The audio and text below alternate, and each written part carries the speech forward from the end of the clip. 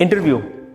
मुझे याद है जब मैं पहली बार इंटरव्यू देने गया था, एक क्वेश्चन मेरे सामने आया और पहला ही क्वेश्चन था, tell me something about yourself, और मैं ब्लैंक।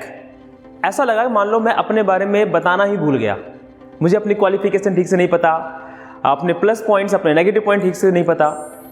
ऐसा लगभग सबके सामने होता है। जो भी व्यक्ति पहली बार, दूसरी बार या तीसरी बार इंटरव्यू को फेस करता है, जनरली इस तरह की समस्याओं से हम होकर गुजरते हैं। Now I am going to share some tips and tricks that will help you to crack any interview in no time. और मैं कई बार सोचता हूँ कि ये टिप्स और ट्रिक्स शायद पहले किसी ने मुझे दिया होता तो मैं इतने सारे इंटरव्यू के अंदर फेल नहीं होता। अच्छा, टिप्स और ट्रिक्स से पहले आप इस बात को समझ लीजिए कि जनरली हम इंटरव्यू में फेल क्यों हो जाते हैं। एक्चुअली एक डर होता है, एक फियर होता है कि अगर मेरा रिजेक्शन हो गया, मैं किसी क्वेश्चन का जवाब नहीं दे पाया, मुझसे ये पूछ लिया, मैं इस चीज़ में बेहतर हूँ या इस चीज़ में बेहतर नहीं हूँ। ये सारी चीज़ें ऑब्स्टेकल होती हैं, ये सारी चीज़ें रोकती हैं आपको बेहतर परफॉर्म करने से। नर्वस होना इंटरव्यू के दौरान ये बहुत नेचुरल है, इसमें कोई प्रॉब्लम नहीं है। एक बात सोचो ना आप कि जो व्यक्ति आपका इंटरव्यू ले रहा है वो भी इंसान है, कोई भगवान नहीं है कि बहुत यूनिक सा आपको परफॉर्म करना है। वहां पर नॉर्मल रहना है आपको। नॉर्मल रहना भी एक आर्ट है और यही बात आपको सीखनी है। किसी भी इंटरव्यू में बहुत शानदार परफॉर्म किया जा सकता है, बशर्ते कुछ बेसिक्स पे आप काम कर लें। देखिए, किसी इंटरव्यू को क्रैक करना कुछ इस तरीके से आप समझ सकते हो।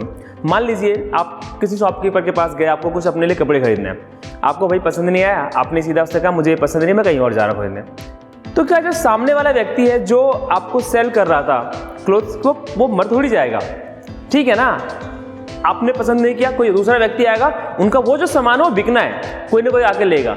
ठीक है, ऐसे ही किसी इंटरव्यू के सामने आपने इंटरव्यू दिया और उस व्यक्ति ने आपको सिलेक्ट नहीं किया, इट्स ओके। ये माइंडसेट अगर आपका नॉर्मल बना रहेगा तो आप अगर डिसक्वालीफाई भी वहां पे हो गए तो अगले वाले में आप जाएंगे और बेहतर परफॉर्म करेंगे। अब आते सीधे पॉइंट पे, जो 6 चीजें आपको याद रखनी है। सबसे पहले, be ready for first 5 minute. Yes, जो इंटरव्यू होता है मोस्ट ऑफ द केसेस में शुरुआत के 4 से 5 मिनट में डिसाइड कर लेता है कि whether he is going to select that candidate और नॉट। हम प्रिपेयर होते समय क्या ध्यान करते हैं या क्या कोशिश करते हैं, पूरा जो आधा घंटा या जो 20 मिनट आपको वहां पे लगाना, आप उसकी पूरी तैयारी करते हैं। इस मामले में शुरुआत के 5 और 6 मिनट जो कि बहुत इंपॉर्टेंट है, बहुत क्रूशियल है, वहीं पर सब कुछ डिसाइड हो जाना है, आप उसकी तैयारी नहीं कर पाते। उसकी तैयारी में आपको क्या क्या ध्यान रखना है, ये बहुत इंपॉर्टेंट है। आप कैसे वहां पे एंटर मारते हैं, आपका ड्रेसिंग सेंस क्या है, आपके चेहरे पे स्माइल है कि नहीं है, आप जो पहली बार हेलो बोलते हैं या हाय बोलते हैं उसका टोन कैसा है, ये शुरुआत के 3-4 मिनट में हो जाते हैं। और यहाँ पर अगर आप बेहतर और कॉन्फिडेंट देखते हैं तो आपके सिलेक्शन होने की संभावना जो है 95% बढ़ जाती है। राइट।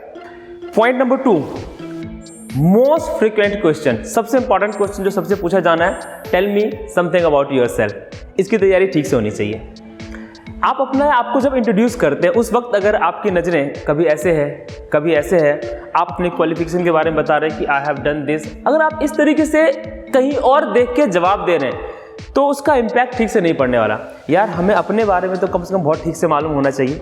जब अपने बारे में बताएंगे तो हमारा जो आई कांटेक्ट है बिल्कुल स्ट्रेट होना चाहिए, सही होना चाहिए और लगना चाहिए कि हाँ मैं अपने बारे में बता रहा हूँ। इसमें भी अगर आप दायां बायां देख रहे हैं, ऊपर नीचे दे रहे हैं, पॉज ले रहे हैं अननेसेसरी, तो इसका इम्पैक्ट बहुत शानदार नहीं पड़ने वाला है। इसलिए अपना इंट्रोडक्शन बहुत लंबा नहीं चाहिए, 4-5 चीज़ बताने होती है। आपकी पॉजिटिव पॉइंट्स क्या है, आपकी क्वालिफिकेशन क्या है, आपका एजुकेशन क्या और आपका एक्सपीरियंस क्या है, 3-4 चीज़ें बतानी होती है। इसकी प्रिपरेशन ठीक से की जानी चाहिए और आप कर सकते हैं।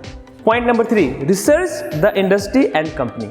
जिस भी कंपनी में आप जा रहे हो ना, आप उसके बारे में रिसर्च कीजिए, उस इंडस्ट्री को समझिए, उस कंपनी का कंपटीटर कौन कौन है वो समझिए, उनका काम करने का पैटर्न क्या है, उनका नेचर क्या है, उनकी ग्रोथ कैसी हुई है।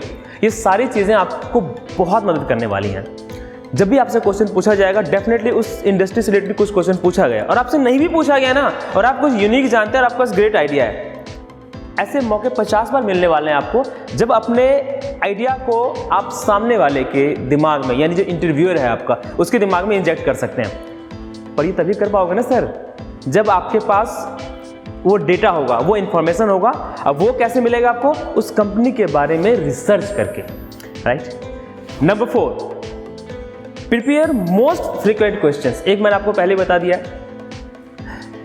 Tell me something about yourself. इसके अलावा कुछ और क्वेश्चंस भी होते हैं जो अक्सर पूछा जाता है, जैसे आप अपने आपको 5 साल बाद कहाँ देखते हैं? नॉर्मल क्वेश्चन है, कोई ना कोई आपको पूछने वाला ही है।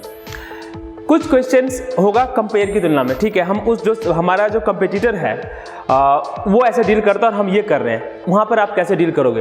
ये 3-4 क्वेश्चन है जो बहुत नॉर्मल है और पूछा जाना ही है। इसकी प्रिपरेशन बहुत ढंग से की जानी चाहिए, और ढंग से कहने का मतलब है कि कोई यूनिक आंसर नहीं देना आपको। मैंने पहले कहा कि आप कोई मूवी में हीरो के लिए इंटरव्यू या हीरोइन के लिए इंटरव्यू देने नहीं जा रहे हैं जहाँ पे आपको एक्टिंग करनी है। यहाँ पे एक्टिंग नहीं करनी है, नॉर्मल रहना है, बहुत नॉर्मल जवाब देना है। आप जवाब क्या देते हैं ये इंपॉर्टेंट है, पर इससे ज़्यादा इंपॉर्टेंट है आप अपना जवाब कैसे देते हैं।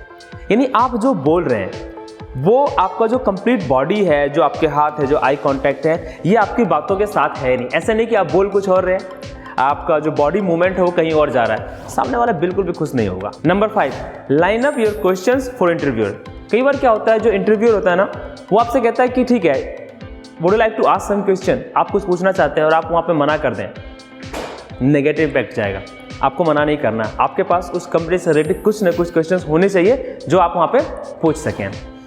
Last and number 6, close your interview at positive note. आपको लास्ट तक पॉजिटिव रहना है। देखो, कोई भी व्यक्ति ना कंप्लेनर को कहीं पसंद नहीं करता। अगर आप छोटी छोटी बातों पे या आपकी पूरी बातचीत के दौरान, इंटरव्यू के दौरान अगर आपने 3-4 चीज़ों को लेकर कंप्लेन कर दिया, तो ऐसे लोग किसी को पसंद नहीं है। लोग पसंद करते हैं पॉजिटिव एटीट्यूड वाले को। हाँ, कोई चीज़ नेगेटिव हो सकती है, लिव दैट, उसके जो पॉजिटिव पॉइंट है ना, उस पर बात कीजिए। ये जो मैंने आपके सामने 6 टिप्स रखे, जस्ट फॉलो दैट, और हो ही नहीं सकता कि कोई इंटरव्यू आप क्रैक ना कर पाए। वीडियो अगर अच्छी लगी तो वीडियो को लाइक करें, शेयर करें, हाँ, चैनल को सब्सक्राइब करना ना भूलें। That's all for now. Be busy, make your life easy.